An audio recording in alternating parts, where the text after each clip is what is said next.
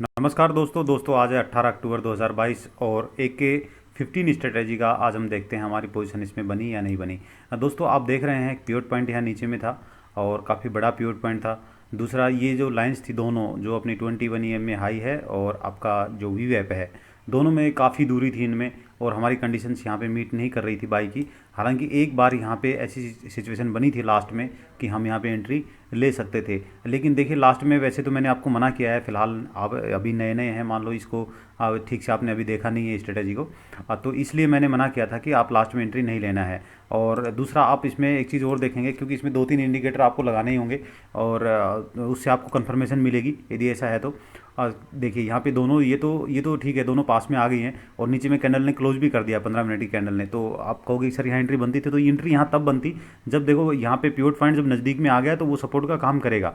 तो pivot point नज़दीक में आ गया तो इसके नीचे में यदि ये कैंडल 15 मिनट में ये वाली क्लोज कर जाती, ये वाली कैंडल, तो फिर आपका जो है यहाँ पे चांसेस था कि कुछ लास्ट में आपको 50-60 पॉइंट मिल जाते और ये हो सकता है ये पॉइंट पिवट पॉइंट यहाँ तक भी आपको मिल सकता था यहाँ पे, बट ऐसा नहीं हुआ। कोई नहीं, हमारे रूल के हिसाब से जो सिंपल हमने रूल रखे हैं उनके हिसाब से आज इसमें कोई भी एंट्री नहीं बनती थी। यदि एंट्री आपने लेनी भी होती कि ठीक है ये नीचे में है, ये दोनों के ऊपर में है, यहाँ कैंडल ने क्लोज दे दिया है, तो यहाँ लेते तो आपको ज़्यादा पॉइंट यहाँ मिलने भी नहीं थे। ऊपर में आपको पता भी नहीं लगता कि टारगेट कितना है। मान लो आप यहाँ पे एंट्री बना भी लेते, अच्छा 500 पे, तो इसने हाई लगाया 530-40 का, तो आप एंट्री शायद नहीं ले पाते यहाँ पे, आपको बड़ा टारगेट भी नहीं मिलता और पिवट पॉइंट तो बहुत दूर था।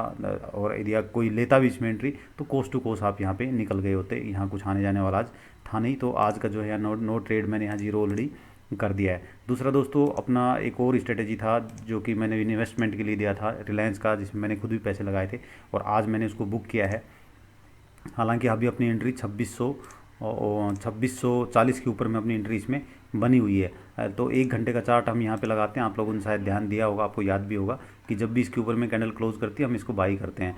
तो जिन्होंने जो देखो अभी जो पहले से जिन्होंने किया हुआ है ये, तो ठीक है वो 2640 पे फंसे हुए हैं, कोई बात नहीं है। लेकिन जो जो नया एंट्री ले रहे हैं उनके लिए देखो अपॉर्चुनिटी यहाँ मिली है। 1 घंटे कैंडल इन जो हमारे तीनों जो मूविंग एवरेज हैं इनके ऊपर में यहाँ क्लोज किया है कल ही, और यहाँ पे एंट्री बनती थी इसमें 2402 पे और आराम से आपको यहाँ पे तकरीबन 50 पॉइंट मिले हैं। तो आप चाहते थे यहाँ पे ले सकते थे। मैंने इसमें एंट्री जो अपना जो एग्जिट किया है, जो 40 शेयर थे अपने वो एग्जिट कर दिए मैंने 2000 के प्रॉफिट के साथ में, और 5 शेयर मैंने होल्ड रखे हैं, तो 35 शेयर मैंने निकाल दिए थे यहाँ पे।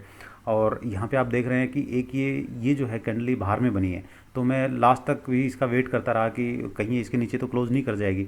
तो आज नहीं किया, कोई नहीं है, कल यदि ऊपर जाती है तो ऊपर निकल जाएगी। अदरवाइज़ ये क्या है कि यहाँ पे अब एक इसका 2-3 दिन के लिए एक रेजिस्टेंस यहाँ पे रहेगा। आप देखो यहाँ पे ये पूरा एक यहाँ पे रुकी है, सभी कैंडल इससे ऊपर जा ही नहीं पाई। तो यहाँ पे यदि जाना होगा तो ये या तो गैप अप के साथ में जाएगा या इस प्रकार की एक सुपर कैंडल बनानी होगी इनको, सुपर बुलिश कैंडल, और ऊपर में क्लोज देकर के फिर ऊपर जाएगा ये। अदरवाइज़ ये जो है आपका कल यदि इसके नीचे में ट्रेड किया 1 घंटे वी वेब के नीचे में यदि ट्रेड किया तो फिर आप जान लेना कि यहाँ पे आ जाएगा 2402 और ये 2410 के बीच में। तो यहाँ पे आते ही मैं फिर से इसमें कुछ स्टॉक डालूंगा, तकरीबन 20-22 स्टॉक और शेयर और ले लूँगा मैं यहाँ पे, और फिर नीचे आएगा ज़्यादा तो फिर यहाँ पे एवरेजिंग कर लेंगे 2350 के आसपास। नहीं आया ऊपर निकल गया तो फिर प्रॉफिट बुक करेंगे उसमें।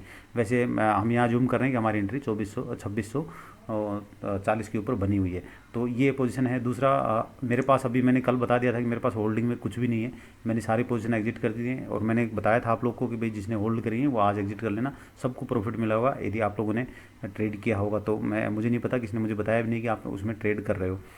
इसमें ये जो लॉस दिखा रहा है दोस्तों, ये लॉस नहीं है, क्योंकि ये लॉस ये है कि यदि मैं इसको और शाम तक होल्ड करता रिलायंस को तो मुझे 324 रुपये और मिलने थे, जो प्रॉफिट मिलना था वो मैं नहीं ले पाया। कोई बात नहीं, ठीक है। पहले भी इसमें मैंने 800-900 रुपये बुक किए थे और 2000 आज भी किए हैं, तो तकरीबन 2500 रुपये ब्रोकरेज वगैरह काट के आप लगा लेंगे तो ठीक है। तो वो आ गया है, अब फिर से मौका मिलेगा फिर एंट्री करेंगे, फिर इसमें पैसे बनाएंगे। तो इस प्रकार से आप आराम से पैसे बना सकते हैं। देखो थोड़ा सा पैसा भी एक्चुअली इन्वेस्टमेंट में आप यदि ये कि स्विंग ट्रेड करते हैं थोड़ा ज़्यादा चाहिए होता है, 1.5-2 लाख रुपए तो आपके अकाउंट में होने ही चाहिए, तब आप आराम से उनको कर पाएंगे। मेरा प्रॉब्लम ये है कि मैं दिन भर इनको देख नहीं सकता हूँ। ये सामने आ गया था, मैंने उस दिन आपको स्ट्रेटजी में बताया था, तो मैंने ले लिया था इसमें ट्रेड। अदरवाइज़ मेरे पास इतना टाइम नहीं रहता है कि मैं इन सबको ढूंढते रहूँ।